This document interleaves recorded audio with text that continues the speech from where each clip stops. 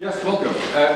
We've been going since Karen and I bought the Wood in '95, and we gradually grew the organisation. In 2002, we became a social enterprise. We're also now a registered charity to protect the assets more than anything, and we employ something in the region of 30 full-time staff. That's increasing. We're interviewing again next week, and round about 42 future jobs people as well. We'll go up to at least 50. We'll probably increase that, but at the moment it's going up to 50. So we're quite a sizable local organisation now. We describe ourselves as an environmental social enterprise. And as quite a few people who are involved in social enterprise will know, I'm known for pushing the environment within the sector. I think too often the social is put there at the top and the environment is forgotten.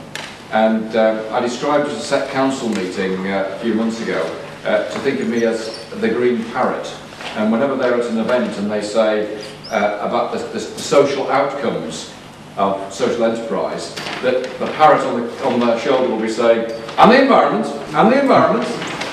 Because I think in terms of being seen as the favoured business model by government, we have to demonstrate the triple bottom line, not just the social outcomes. I think every social enterprise needs to be very conscious of its environmental obligations and needs to be excelling in terms of its performance.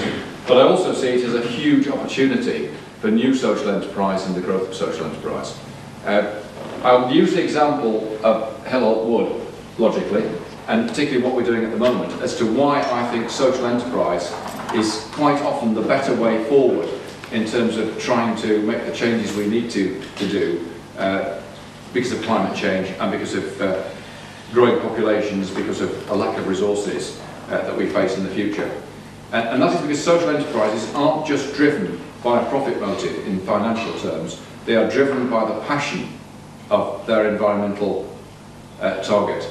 That's why this building has already won a number of awards. Last year at the Green Apple Awards we got a gold award, despite the fact it still isn't finished. It was nowhere near finished when we got the Green Apple Award. We also got the Champion of Sector Green Apple, and then, much to our surprise, we got the International Green Apple Champion of Champions for the Built Environment and Architectural Heritage. I shall bring the Green Apple in at lunchtime. And we beat people like Balfour Beatty with a project in Jordan. And other international projects. And I think the reason that we were able to do that is because combined with partners, including the private sector partner, I have to say, Simon's Design and the University of Lincoln, we pushed the boundaries. We pushed the boundaries beyond where most commercial companies will go. Because as soon as they see the profit tailing off, they stop, they back off. We don't, we keep on going. So this building, I can't guarantee these facts, but we make some assumptions. We think we have the largest limecrete structure in Britain since the Romans, and that's the foundations this building sits on. 100 cubic metres of limecrete. We didn't use concrete. Limecrete has the advantage of being lower in terms of carbon in its manufacture, but over centuries it gradually reabsorbs the CO2 that was produced in making it, and you could argue that it's largely carbon neutral. So, you know, difficult to work with, very expensive at this stage with not many people using it. But we battled away, we got it through building control, we've got that limecrete foundation in. Rammed earth. This material has no cement or anything to harden it, this is purely soil. It's a mixture of sand and clay. It came from the hole in the ground next to us, which will be the reed bed. It hasn't exactly moved a great distance. And we picked a very complex design, and it wasn't easy, but now we'd be very confident about doing more rammed earth buildings, and we did get it through building control. 6 months it took of arguing to get this through building control. Eventually we got there, but a lot of profit-making businesses wouldn't be prepared to do that, because that's reducing their profit margin. I think you can see it in so many environmental sectors that the boundary pushers are the social enterprises. And I think what we've now got to do is take advantage of that and move on to where we grow really significant businesses. What we're doing now, and interested in the presentation on retrofit, because we're getting into that now, using our green experience and knowledge, we're working with West India District Council, looking at some of the very poor housing in Gainsborough, and looking at how we're not going to just take these houses with a little bit of extra insulation, a bit of draft proofing, maybe replace the windows. We're looking at how we can take these houses all the way through to 2050 standards. What is the point in doing little steps? We know that every house in Britain needs by 2050 to be at a completely different standard to where it is now. So why don't we start doing it now? Why don't we start working our way towards that? But let's do it in a way that creates jobs for the unemployed people who live in those houses at the moment. Gainsborough has significantly higher unemployment than the national average. Some wards are towards 15%. I think the whole town is about 11% unemployment. A lot of it long term. And we're hoping to train people from Gainsborough to actually do the retrofit on their own houses. And the South West Ward, which is the one we're working in, has 1,400 houses. Our target is to, within a couple of years, to do a street. And what we'll do is not just all the work on the houses, but how do you change the way the community lives? How do you actually get to the highest standards by taking control of things like energy, water, waste. We're looking at an ESCO to produce combined heat and power, to heat the houses, excess heat going into perhaps growing food, into polytunnels.